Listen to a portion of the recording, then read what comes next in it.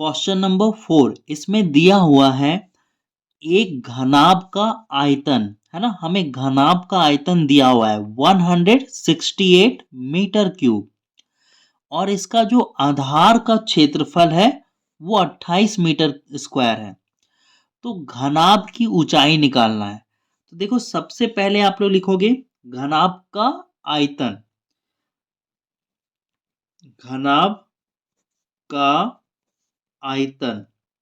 तो घनाभ का आयतन का फॉर्मूला आप लोग जानते हो क्या होता है, लंबाई गुना चौड़ाई गुना ऊंचाई। लंबाई यानी लेंथ, चौड़ाई यानी ब्रेथ, ऊंचाई यानी हाइट, है ना, शॉर्ट में मैंने लिख दिया। तो देखो घनाभ का आयतन, घनाभ का आयतन कितना है 168। तो आयतन के नीचे आयतन लिख लो, ठीक है। अब देखो ये जो लंबाई और चौड़ाई है ना, ये हो जाएगा आपका 28, है ना।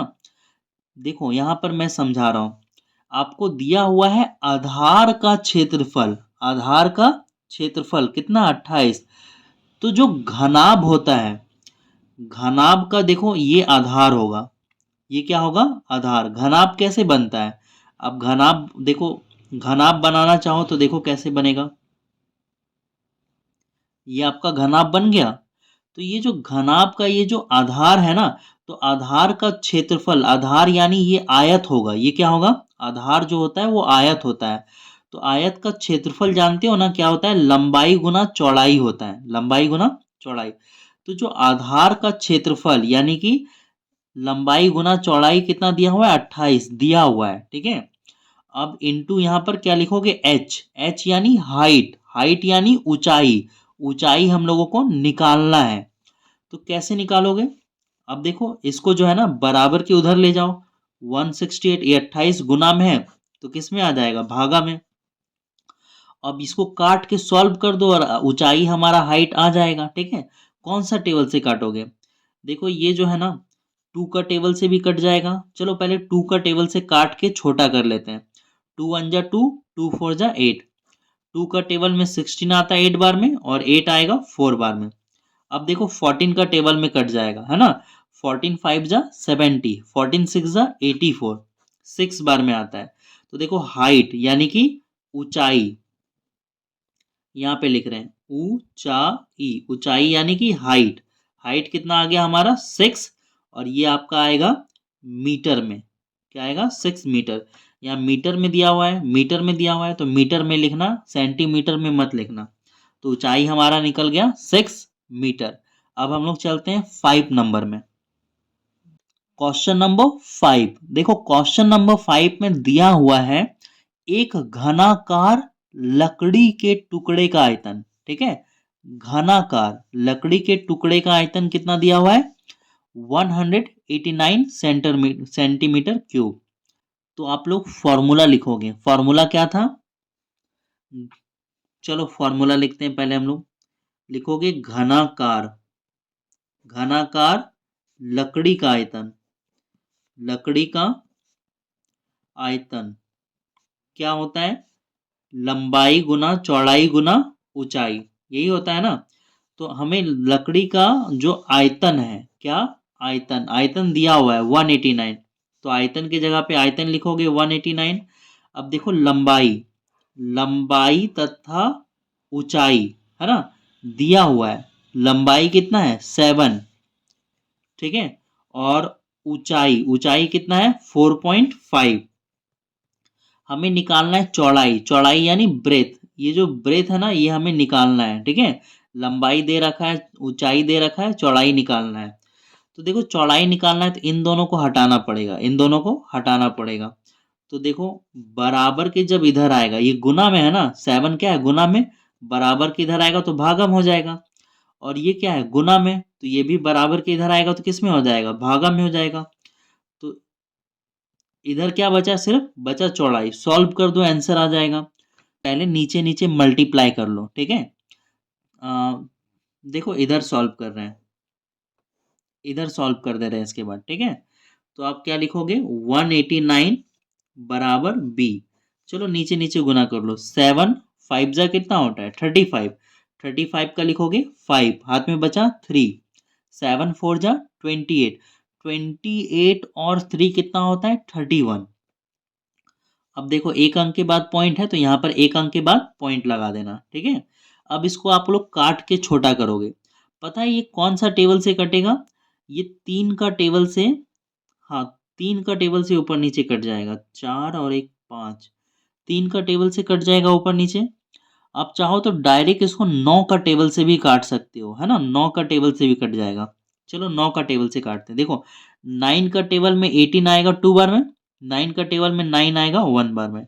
देखो 9 का टेबल में 31 नहीं आता है, 31 से कम कितना आता है 27 आता है। 9 3 जा, 3 बार में 27 आया, लेकिन यहाँ पर है 31 और हमने लिया 27 तो 4 बच रहा है।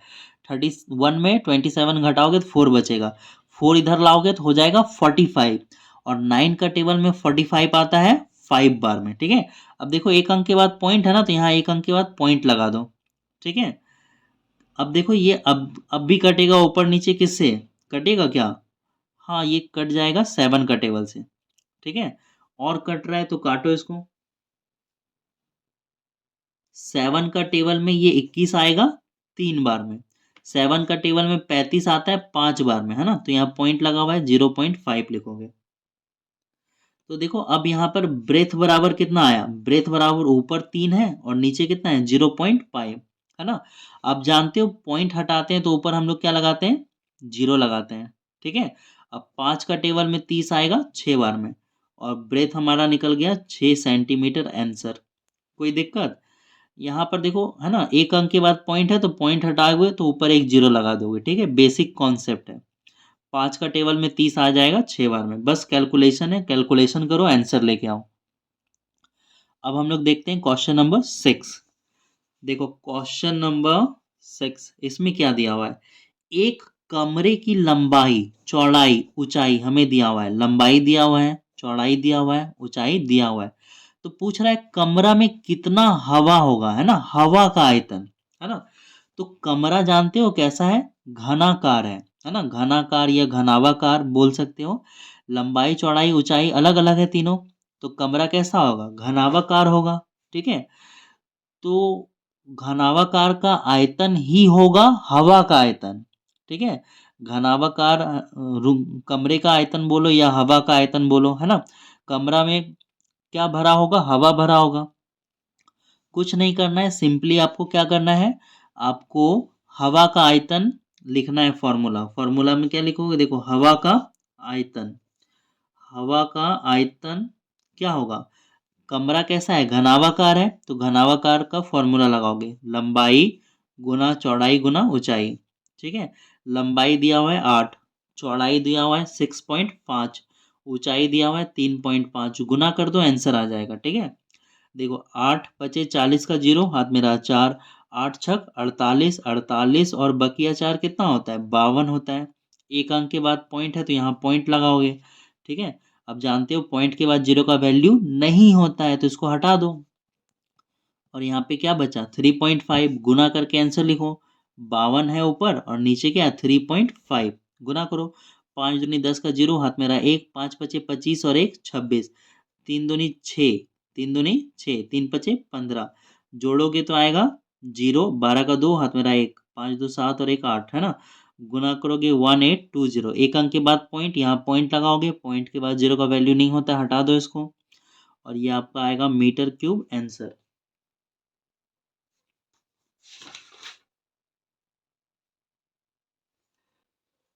अब हम लोग चलते हैं क्वेश्चन नंबर 7 में।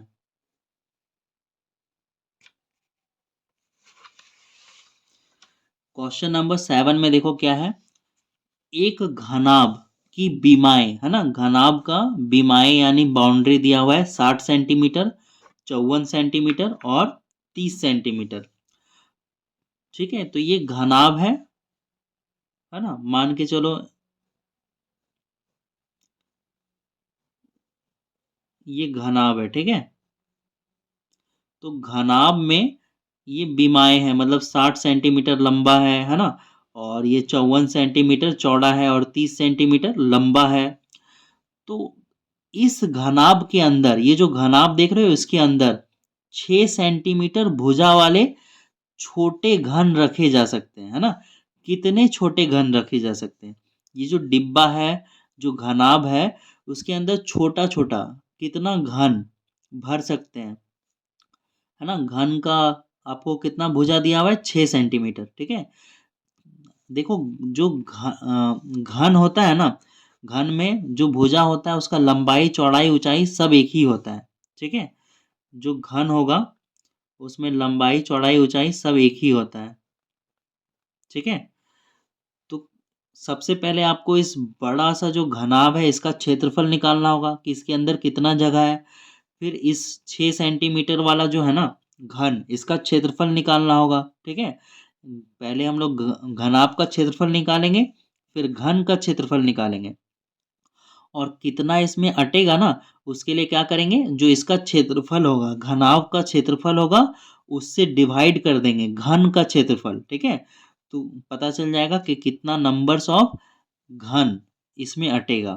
तो सबसे पहले निकालो घनाभ का आयतन। घनाभ का आयतन फॉर्मूला जानते हो आप लोग, लंबाई गुना चौड़ाई गुना ऊंचाई। लंबाई है 60, चौड़ाई है 54, ऊंचाई है 30। गुना करोगे इन दोनों को कितना आएगा? इन दोनों को गुना कर रहे हैं पहले, ठीक है? 6 चौक 24 का 4, हाथ में रहा 2, 6 पचे 30 और 2 32, इधर क्या है 30। 1 0 2 0, 2 0 उतर गया। 3 चौक 12 का 2, हाथ में रहा 1, 3 दूनी 6 और 1 7, 3 तिया 9। तो इन दोनों को गुना करने पर इतना आया, और ये आएगा सेंटीमीटर क्यूब। अब घन का आयतन निकालो, ठीक है? यहाँ पे लिखोगे घन का आयतन, और घन का आयतन का फॉर्मूला आप लोग जानते हो क्या होता है? भुजा क्यूब, ठीक है? और भुजा कितना दिया हुआ है? भुजा आप जानते हो दिया हुआ है 6 सेंटीमीटर। कितना? 6। तो यहाँ पे लिखोगे 6 का क्यूब। 6 × 6 × 6, 6 को 6 से गुना करोगे 36, 36 को 6 से गुना करोगे कितना आएगा? 6 छक 36 का 6, हाथ में रहा 3, 6 तिया 18 और 3 21, और ये आएगा आपका क्या? Centimetre cube. अब देखो, है ना, लिखोगे लास्ट स्टेटमेंट, घनाभ के अंदर रखे रखे जा सकने वाले घन, है ना, कितना रखा जा सकता है? तो फॉर्मूला लिखोगे, आप लिखोगे घनाभ का आयतन बटा घन का आयतन। घनाभ का आयतन, घनाभ का आयतन बटा घन का आयतन, ठीक है? घन का आयतन। अब देखो घनाभ का आयतन कितना आया था, देखो यहाँ पे कितना आया था, 97200। अब देखो घन का आयतन कितना आया था, घन का आयतन बताओ कितना आया था? 216। तो यहाँ क्या लिखोगे? 216। इसको डिवाइड करके आंसर ले आओ, ठीक है?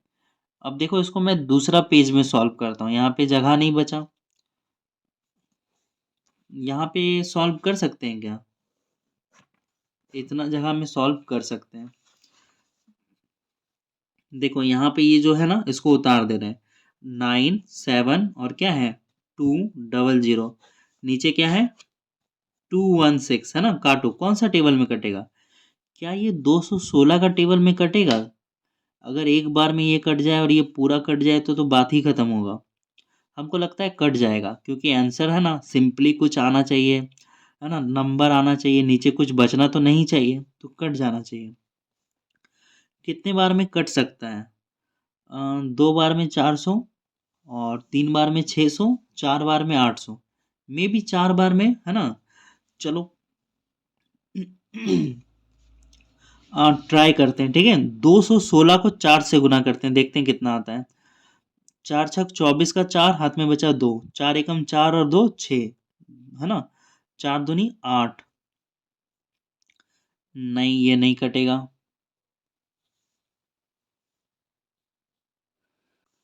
देखो इसको जब आप काटोगे ना, या इसको डिवाइड दे दो, क्या करो, डिवाइड दे दो, डिवाइड दोगे तो आएगा 450, ठीक है? और ये आपका आंसर है 450 घन, ठीक है? डिवाइड दे सकते हो, है ना? देखो ये बन के तैयार हो गया। मैं आपको रफ में जो है ना डिवाइड करके भी दिखा दे रहा हूँ। ठीक है, इसको आप उतार लो। अब हम लोग देते हैं इसको रफ में डिवाइड। 21697,200 4 बार में कितना आया था? देखो यहाँ पे गुना किए थे ना, 4 बार में आया था 864। 12 में 4 घटाओगे 8 बचेगा, 6 में 6 घटाओगे 0 बचेगा, 9 में 8 घटाओगे 1 बचेगा। ठीक है, यहाँ से 0 उतारेंगे तो ये फिर अब जाएगा 5 बार में। ठीक है, 216 को 5 से गुना करते हैं, है ना, हाथ में बचा 3, 5 एकम 5, 3, 5 दूनी 10। तो ये 5 बार में आया 1080। ठीक है, अब यहाँ से क्या बचा, एक जीरो बचा। 216 का टेबल में जीरो कितने बार में आएगा, 0 बार में आएगा, है ना। 450 आ गया डिवाइड देने पे। ठीक है, तो कितना घन उसके अंदर अटेगा, 450 घन अटेगा। ठीक है, 7 नंबर कंप्लीट हो गया। अब आगे के वीडियोस हम लोग सॉल्व करेंगे, सॉरी आगे के क्वेश्चंस हम लोग सॉल्व करेंगे नेक्स्ट वीडियो में।